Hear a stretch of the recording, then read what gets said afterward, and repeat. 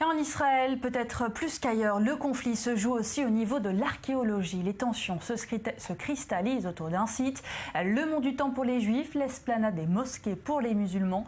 L'autorité jordanienne du Waqf qui gère le lieu de culte a procédé à des excavations.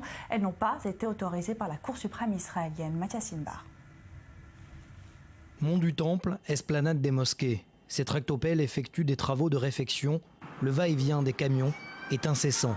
En dépit d'une décision de la Cour suprême israélienne, le Waqf, l'organisme jordanien qui gère les lieux de culte musulmans de Jérusalem, multiplie les excavations des lieux.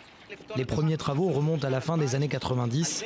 Gabriel Barkaï, l'un des plus éminents archéologues israéliens, s'en souvient. En novembre 1999, des bulldozers sont entrés sur le mont du Temple, à l'endroit même où une brosse à dents est jugée inappropriée pour ce type de recherche. Un trou de 12 mètres de profondeur, 40 mètres de long et 30 mètres de large a été créé. Il s'agit d'un acte barbare, anticulturel. Des destructions de vestiges historiques, y compris de vestiges musulmans. Plus de 400 camions vont alors être utilisés durant l'opération. Des centaines de tonnes de poussière jetées quelques kilomètres plus loin, dans la vallée du Kidron.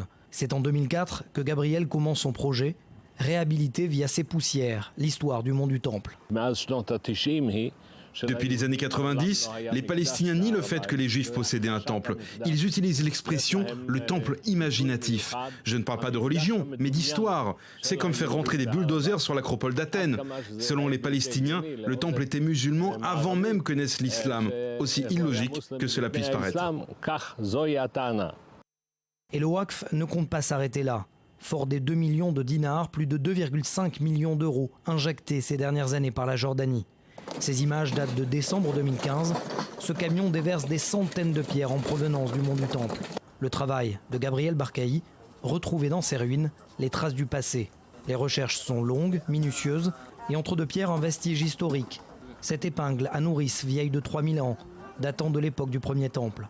Une épingle qui s'ajoute aux poteries, clous de sandales romaines, mosaïques d'église et pierres de bain rituelles, vieux de plusieurs milliers d'années.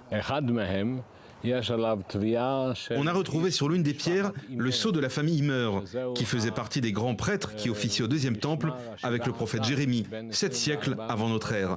C'est une salutation envoyée par le roi Salomon. Plus d'1 million de volontaires travaillent sur ce site depuis plus de 12 ans. Des recherches qui dérangent.